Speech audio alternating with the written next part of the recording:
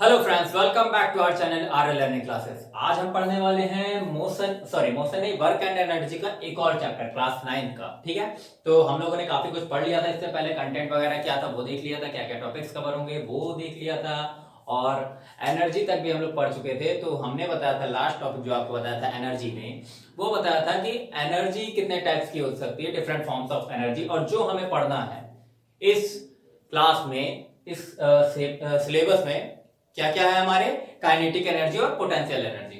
तो चलिए आज काइनेटिक एनर्जी जरा पढ़ते हैं हम लोग क्या होता है। तो यहाँ जैसा कि आप देख रहे हैं डेफिनेशन लिखी हुई होगी आपकी। काइनेटिक एनर्जी हमने पहले बताया था के ई या ई के से हम रिप्रेजेंट कर सकते हैं, जैसा कि आपके बुक में दिया, और के ई से भी लिख सकते हैं काइनेटिक एनर्जी का शॉर्ट फॉर्म के ई। ओके, तो काइनेटिक एनर्जी, एक बात आप जान लीजिए कि काइनेटिक एनर्जी कहां होती है, जहां पे मोशन हो रहा हो। जब हम अपने मोशन की वजह से वर्क कर रहे हो तो क्या होगा कि काइनेटिक एनर्जी होगी। ठीक है, मान लीजिए कोई कार है, ठीक है, तो कार वो चल रही है, खूब स्पीड से चल रही है, ठीक है। तो उस केस में अगर हम उस पर कोई और ऑब्जेक्ट रख दे, या फिर जैसे हम अपना सामान रख देते हैं एक जगह से दूसरे जगह ले जाने के लिए, तो वो सामान एक जगह से दूसरे जगह तक डिस्प्लेस या मूव क्यों होता है? क्योंकि कार के पास मोशन होता है, सामान के पास कोई मोशन नहीं होता है। ठीक है, अपना कोई मोशन नहीं होता है, लेकिन कार के मोशन की वजह से वो काम हो पाता है। तो इस केस में वहां पे क्या होगा, काइनेटिक एनर्जी होगी। क्यों? क्योंकि एक मूविंग बॉडी है। जब काम हमारा मूविंग बॉडी की वजह से हो रहा होता है या मोशन की वजह से हो रहा होता है, उस केस में हम काइनेटिक एनर्जी यूज करते हैं या फिर काइनेटिक एनर्जी का फिनोमेना देखते हैं। ठीक है, तो क्या हमारे पास डेफिनेशन है आपकी, the kinetic energy of a body moving with a certain velocity is equal to the work done on it to acquire that velocity. मतलब कि एक मूविंग बॉडी की काइनेटिक एनर्जी क्या है? एक मूविंग बॉडी की काइनेटिक एनर्जी वह energy है या फिर वह वर्क डन है जो उसने उस वेलोसिटी को एक्वायर करने में किया होगा। मतलब हमने एक वेलोसिटी गेन की, ठीक है। मान लीजिए हम दौड़ रहे हैं कुछ किलोमीटर पर आवर की स्पीड से या मीटर पर सेकंड की स्पीड से, तो हम उस मीटर पर सेकंड की स्पीड से दौड़ने के लिए हमने कितना काम किया, कितना वर्क किया, कितना यूज किया अपने आप को, तो वो क्या होगा, काइनेटिक एनर्जी। ओके, तो वही चीज यहां पे लिखी, kinetic energy of a moving body with a certain velocity is equal to the work done. उस काम के बराबर होगा, उस वर्क के बराबर होगा जो कि उस वेलोसिटी तक पहुंचने में उसको लगा होगा। ठीक है, उसने किया होगा। या फिर दूसरी आप सिंपल एक लाइन की डेफिनेशन भी लिख सकते हैं, kinetic energy is the energy possessed by an object due to its motion. जैसा कि अभी मैंने आपको बताया था कि जब कोई मूविंग बॉडी होती है तब उसमें काइनेटिक एनर्जी होती है मोशन की वजह से, क्योंकि वर्क उस समय मोशन की वजह से हो रहा होता है। ठीक है, तो यहां पे kinetic energy is the energy possessed by an object due to its motion. उसके मोशन की वजह से जो भी एनर्जी पोजेस होती है उसके अंदर, तो वो क्या होती है, काइनेटिक एनर्जी होती है। And also increases with its speed. ठीक है, मतलब स्पीड जैसे जैसे बढ़ेगी तो काइनेटिक एनर्जी भी इंक्रीज होगी। अब ये वही चीज फॉर्मूले में देखेंगे कि काइनेटिक एनर्जी कैसे इंक्रीज होती है। ठीक है, मतलब कैसे, क्यों बढ़ेगी। ठीक है, तो यहां पे देख लीजिए, यूनिट आपकी लिखी है। ठीक है, यूनिट क्या होगी, मैंने पहले ही बताया था एनर्जी की भी यूनिट जो वर्क के इक्वल ही होगा, जो वर्क की यूनिट है वही एनर्जी की होगी। तो आप इसको भी जूल लिख सकते हैं, और साथ ही साथ किलोग्राम मीटर स्क्वायर पर सेकंड स्क्वायर भी लिख सकते हैं। ये फॉर्मूले के अकॉर्डिंग आपकी यूनिट आ जाएगी। ठीक है, तो अब देखिए यहाँ पे आपके दो, कुछ भी मान सकते हैं, दो ऑब्जेक्ट हैं, दो आदमी हैं, दो इंसान हैं, दो परिंदे हैं, जो भी हैं। ठीक है, तो ये सेम पॉइंट से एक ही जगह से दोनों चलना चालू करते हैं, ठीक है, और रेस करते हैं दोनों, और ये फिनिश लाइन है आपकी। तो यहां तक पहुंचने के लिए इसको सिर्फ 2 सेकंड लगते हैं, और 2 सेकंड में वो यहाँ पे पहुंच जाता है फिनिश लाइन पे। पर वहीं पे बी क्या करता है, केवल यहीं पे पहुंच रहा होता है उस समय, जब ये फिनिश लाइन क्रॉस कर रहा होता है तब ये 2 सेकंड में यहीं तक पहुंच पाते हैं। ठीक है, तो इसका मतलब वो क्यों जो है वहां तक पहुंच गया, क्योंकि उसकी एनर्जी उसके पास ज्यादा थी, इस वजह से उसने मोशन बहुत ज्यादा किया। ठीक है, दोनों एक दूसरे पे डिपेंडेंट है। उसका क्या कहते हैं, उसकी स्पीड ज्यादा थी इसलिए एनर्जी ज्यादा थी। जैसा कि यहां लिखा है कि स्पीड के साथ साथ एनर्जी भी इंक्रीज होगी। ठीक है, और एनर्जी के साथ जो है क्या कहते हैं, स्पीड भी बढ़ेगी। जितनी ज्यादा हम एनर्जी यूज करेंगे उतनी तेज भाग पाएंगे। ठीक है, और इसने जो कम एनर्जी यूज की, ठीक, तो इस वजह से ये पीछे रह गया।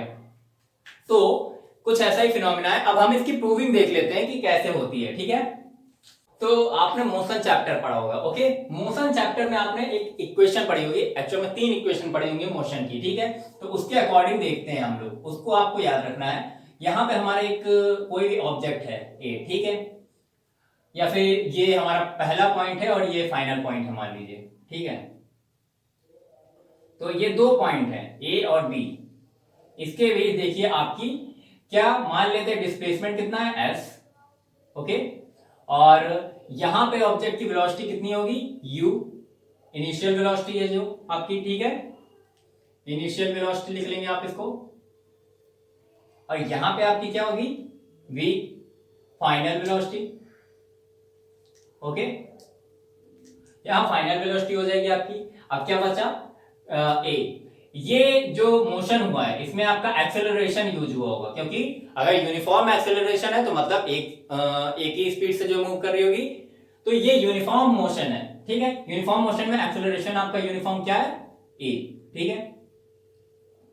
तो ये आपको पता चल गया मेन क्या क्या था। तो इससे आपका जो इक्वेशन ऑफ मोशन निकलती है आपको ये याद है कौन सी है, v square minus u square equal to 2as। ये इक्वेशन ऑफ मोशन है, आपको याद आ रहा होगा थोड़ा थोड़ा, हम लोगों ने मोशन वाले चैप्टर में कवर किया था। 3 इक्वेशन रहती है मोशन की हमारी, ठीक। तो ये इक्वेशन ऑफ मोशन आपको मिल गई। अब देखिए यहां से आपको क्या निकालना है, ए की वैल्यू निकालनी है, ए की वैल्यू निकालनी है, ठीक है। तो ए की वैल्यू क्या आएगी, v square minus u square upon 2s, ठीक है। ये आ जाएगी, आ जाएगी, बिल्कुल आ जाएगी, कह दीजिएगा, ठीक है। तो आपकी क्या वैल्यू आ गई, v square minus u square upon 2s आ गया है, ठीक है। तो ये s क्या है, डिस्प्लेसमेंट है, आपको पता है, लिख लिया आपको। अब आगे देखिए, आपके पास एक न्यूटन्स लॉ ऑफ मोशन था, ठीक है। यहां से आप a नहीं, यहां से आप s की वैल्यू निकालिएगा, ठीक है। तो ये 2a आपको मिल जाएगा, यहां से आपको पता चल गया, ठीक है। s की वैल्यू 2a मिल जाएगी आपको। न्यूटन्स लॉ आपको पता है, F equal to m into a, F equal to m a पता है आपको, बिल्कुल पता होगा। तो ये जो F equal to m a है, यहां से आपको F की वैल्यू मिल गई। अब आपको पता है कि work done equal to energy, ठीक है। हमारे पास जितना काम करेंगे उतनी ही एनर्जी होगी, और जितनी एनर्जी होगी हम उतना ही काम कर पाएंगे, दोनों एक ही बात है, ठीक है। तो वर्क का हमारे पास क्या फॉर्मूला होता है, W equal to F into S, ठीक है। S कहां मिल गया, यहां मिल गया पहले, और जो है F कहां मिल गया, सेकंड इक्वेशन में मिल गया, ठीक है। तो अब बस हमें ये इक्वेशन पुट कर देनी है इसमें। F की जगह लिख देंगे ma, और S की जगह लिख देंगे v square minus u square upon 2a, okay. तो ma v square minus u square upon 2a, a cancel हो जाएगा, ठीक है, अपॉन में, तो बचेगा क्या, 1/2 m v square minus u square. ये इक्वेशन आप थर्ड डाल दीजिएगा, ठीक है। अब देखिए आगे क्या होता है। तो देखिए यहां हमें पता है कि work done is equal to the change in kinetic energy. हमें पता था कि काइनेटिक एनर्जी निकालना, तो हम वर्क डन निकाल लेंगे, हमें काइनेटिक एनर्जी मिल जाएगा। तो हम W की जगह क्या लिख सकते हैं, के ई लिख सकते हैं सिंपल, या ई के जो आप जो है लिखते हो, ई के भी लिख सकते हैं, ठीक है। तो इसकी वैल्यू क्या आ जाएगी यहां से काइनेटिक एनर्जी की, half m v square minus u square. अगर ये एक स्टेशनरी पोजीशन से मूव कर रहा होगा, मतलब पहले से मूव कर रहा होगा, इसकी u इनिशियल वेलोसिटी क्या हो जाएगी, मतलब रेस्ट से है, तो u इस केस में क्या हो जाएगा, रेस्ट से मूव करना शुरू होगा, तो u जीरो हो जाएगा आपका। तो इनिशियल काइनेटिक एनर्जी भी आपकी जीरो हो जाएगी, बोल सकते हैं आप। तो यहाँ पे E के क्या हो जाएगा, 1/2 m v स्क्वायर, क्योंकि v की जगह हम लोग u की जगह हम लोग जीरो रखेंगे, तो आपको यहां से ई के का फॉर्मूला मिल जाएगा, ठीक है। तो ये आपकी छोटी सी प्रूविंग थी। तो देखिए आपको फॉर्मूला मिल गया है ई के की, ई के का equal to half m v square. Kinetic energy आपको पूरा जो पता चल गया कि कैसे इसकी प्रूविंग होती है, और क्या कुछ खास है नहीं, आपको बस law of motion, equation of motion आपको पता होना चाहिए, v square minus u square equal to 2as। बस आपको ये पता है कि कैसे इंप्लीमेंट करना है चीजों को, तो आप पूरी प्रूविंग कर सकते हैं, ठीक है।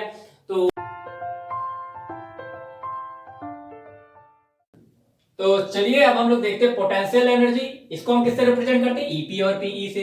देखिए यहाँ पे लिखा है एनर्जी बाय इट्स पोजीशन, मतलब पहला वाला काइनेटिक एनर्जी क्या था, एनर्जी बाय मोशन, मतलब मोशन की वजह से जो एनर्जी होती है, बाय की जगह ड्यू टू भी लिख सकते हैं, ठीक है। तो energy due to its position, मतलब पोजीशन की वजह से जो एनर्जी स्टोर हुई होती है, ठीक है। फॉर एग्जाम्पल आपने वो देखा होगा बो एंड एरो, तो आप ऐसे स्ट्रेच करते हो उसको, ऐसे स्ट्रेच करते हैं, और जब स्ट्रेच कर रहे होते हैं तो क्या होता है, यहाँ पे एक कुछ सेकंड के लिए, कुछ टाइम के लिए आप लोग होल्ड करते हैं, तो उससे क्या होता है, उसमें एक एनर्जी स्टोर होती है, किसकी वजह से, स्ट्रिंग की वजह से। स्ट्रिंग की एनर्जी कन्वर्ट होके जाती है पोटेंशियल एनर्जी से, किसमें, काइनेटिक एनर्जी में, तब एरो मूव करता है, ठीक है। तो आपको बात समझ में आई होगी। जैसे कि हमारे पास एक पेंडुलम भी होता है, आपको पता होगा, ऐसे पेंडुलम को हम इस कॉर्नर पे ला के ऐसे रोक देंगे तो क्या होगा, इसके अंदर एक पोटेंशियल एनर्जी स्टोर हो जाएगी, जो कि आगे कन्वर्ट होगी, तो वो कहां पे आ जाएगी, काइनेटिक एनर्जी में। फिर यहां पे आएगी, यहां पे कुछ सेकंड के लिए रुकेगी, फिर यहां पे पोटेंशियल एनर्जी स्टोर होगी, फिर वो काइनेटिक एनर्जी में कन्वर्ट होगी। तो ऐसे मूव करता रहता है क्या, हमारा पेंडुलम, ठीक है। बेसिकली उसकी मेन पोजीशन यही होती है। तो यहां पे आपकी काइनेटिक एनर्जी में कन्वर्ट हो चुकी होती है, और यहां पोटेंशियल एनर्जी में स्टोर होती है। मतलब जब किसी को हम जबरदस्ती रोक के रखते हैं, तो मतलब उसके अंदर कुछ एनर्जी स्टोर हो जाती है, और फिर वो थोड़ी देर बाद चिल्लाने लगता है। ये हम ऑफिशियल बात बता रहे हैं, लेकिन ऐसा नहीं होता, ये होता है, ठीक है। तो वही लिखा है एनर्जी बाय इट्स पोजीशन। देखिए energy that is stored in an object due to its position is known as potential energy, मतलब किसी की पोजीशन की वजह से उसमें जो भी एनर्जी स्टोर होती है वो क्या होती है, पोटेंशियल एनर्जी। फॉर एग्जांपल जो मैंने बो एंड एरो वाला आपको वो बताया है एग्जांपल, ठीक है, कि अगर ऐसे हम उसको स्ट्रेच कर रहे हैं, ठीक है, स्ट्रेच कर रहे हैं, अगर हम तुरंत छोड़ देंगे, मतलब बहुत कम सेकंड के लिए रोकेंगे, तो एनर्जी बहुत कम होगी, वो ज्यादा दूर नहीं जाएगा। लेकिन जितनी देर हम इसको होल्ड करके रखेंगे स्ट्रिंग को, उतना ज्यादा उसमें पोटेंशियल एनर्जी स्टोर होगी, और उतनी ही दूर जाके वो गिरता है। तुरंत छोड़ने पर नहीं गिरता है ना, पास ही में गिरता है, तो वो एरो ज्यादा दूर नहीं जाएगा। तो जितनी ज्यादा पोटेंशियल एनर्जी उतनी ज्यादा उसमें मूवमेंट होगा, क्योंकि काइनेटिक एनर्जी ही चेंज होगी, energy converted into one form to another form, ठीक है।